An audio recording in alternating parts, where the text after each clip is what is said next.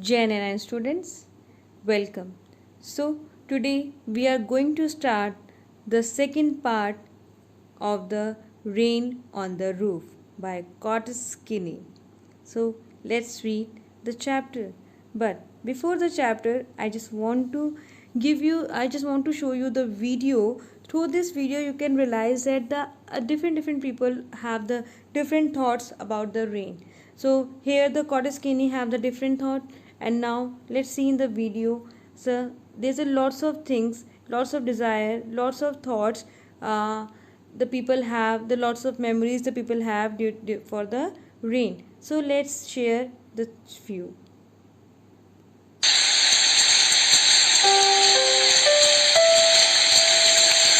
While raining, I was enjoying the cool breeze, my eyes closed, my mind focused on the wind that blew upon me, my ears focused on the sound, raindrops and wind, both from making together. I was enjoying the cool breeze, soothing my inner self like washing the dirt on it. I took a step closer to my window, opened my arms and hanged my hands out of the window. The raindrops felt like I encountered the drops of water very first time. I touched my face with my hands. It felt like the cold wet pipe. I closed my eyes for a while, listening the sound, drop of water making while touching the ground. I opened my eyes and they eventually met a child coming back from school. A cute dimple on his cheeks, smiling all the time. He threw an umbrella aside to get wet in the rain. He wanted to play with the water running down the lane. He stumbled intentionally to get himself whole into it. He jumped, he kicked, he played. He was happy with the rain. Rain, please don't go. Rain, please be here for some time for him. Rain, please be here sometime for him. So, have you go through a video? There's a lots of people.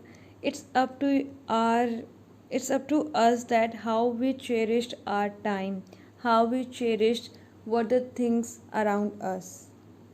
So everybody have their own feelings towards the things around them. This is up to us. We will treat them as a positive mind or the negative mind according to the situation, according to the poet. What poet said that we have to take it everything with the full of positive thought, and it is up to us then how we are treating the things around us. So we have to take it in a positive note. So let's continue the poem. This is the second stanza. Every tinkle on the shingle has an echo in the heart, and 1,000 dreamy fantasies into busy being start, and 1,000 recollections waved their air thread into woof as I listened to the patter on the rain upon the roof. Yes, he has a different kind of thoughts. He expresses his feelings when he hears the raindrops falling on the roof top of his house. He says that every tinkle on the shingles has an echo in the heart. Whenever he hears the falling on the rooftop, the sound spreads in his heart, and in his dream, he just considered as the different and fanciful imagination. He adds the sound of the rain falling on the rooftop, creates a many new different dreams in his mind, dreams of his past memories, dreams of his good things, what the good things in he is having in the past, as that the all the things comes like a dream, everything turns to like a dream. So he says that the he listened to the patter of the rain upon the roof as he has many new dreams in his mind, and the memories of the past come back in the form of dreams. Here the alliteration is busy being, their thread, rain roof. So there's a busy being B sound, TH sound, and the R sound, R rain roof. So onomatopoeia is the use of the sound, the dramatical sound, the tinkle and the patter sound for the raindrops. Personification, here he used the personification for the wave dreams. He just connect with the living thing, non-living thing to the living thing. With that, he says that the wave dreams, he just console it, he just treat the raindrops, sound of the raindrops as a wave dreams. To transfer affected is the use of the noun as use of the adjective with the noun when you the refer to the another noun. The dreamy fantasies, here the dreamy is not for the fantasies, it's for the people who have dream. Let's continue with the third stanza. Now in memory comes my mother as she used in years agone, the to regard the darling dreamers ere she left them till the dawn. Oh, I feel her fond look on me as I list on to this refrain which is played upon the shingles by the patter of the rain. Here he think about his mother.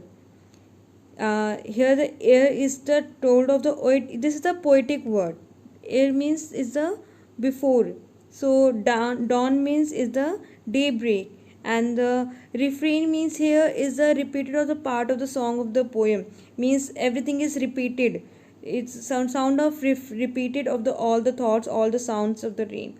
So here the poet introduces his mother. In this stanza, he introduces his mother and says that he had a dream of his mother, as he had told the previous stanza that the rain brings memories of the past, and he had the memory of his mother who is no longer alive. She is no longer alive, and in the past she used to love him a lot.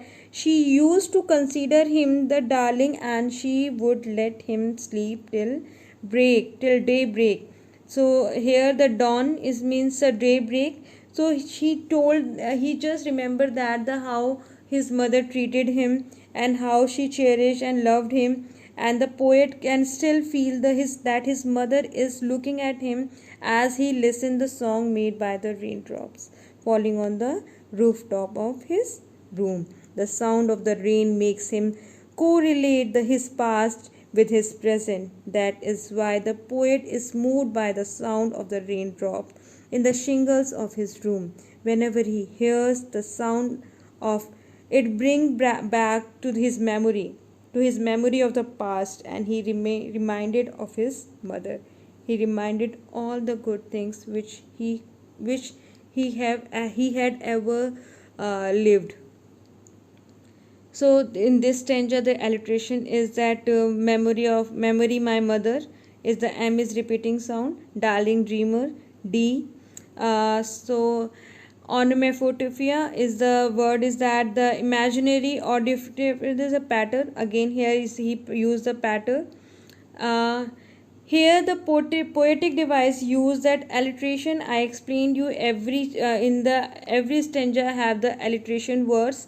So here the alliteration, the poet want to repeat the words, the consonant sound he want to repeat, and imaginary is like that. Why is imaginary? Because he had the vivid and expressive language to evoke picture or feeling, melancholy darkness, rainy tears, starry sphere. He just treated the imagery means he imagined the everything with the true people or the true things. Like I told you that he just imagined the non-living things into the living things. So see, it's a imagery. He just treated like a rainy tears. He treat like a raindrops as a tears, as a dark melancholy darkness is just treated like a sad people.